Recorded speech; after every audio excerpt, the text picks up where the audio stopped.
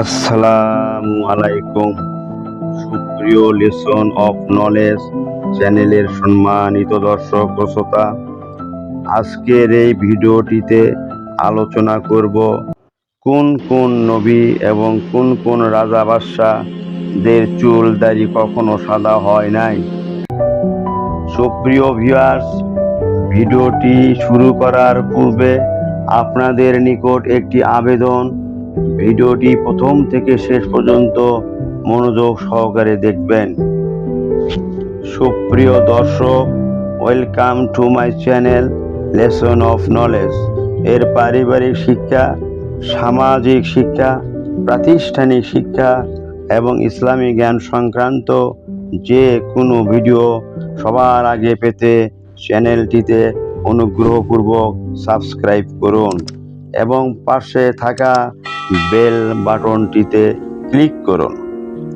এখন মূল ভিডিওটির আলোচনা শুরু করতে যাচ্ছি ইনশাআল্লাহ। কোন কোন নবী এবং কোন কোন রাজা বাদশাহদের চুল দাড়ি কখনো সাদা হয় নাই, তাদের তথ্য উপাত্ত নিয়েই আজকের ভিডিওটি শুরু করছি।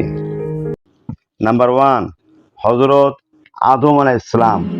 উনি জীবিত ছিলেন মোট 1000 বছর, অথচ তার জীবিত থাকা অবস্থায় একটি চুল ও দাড়ি সাদা হয় নাই।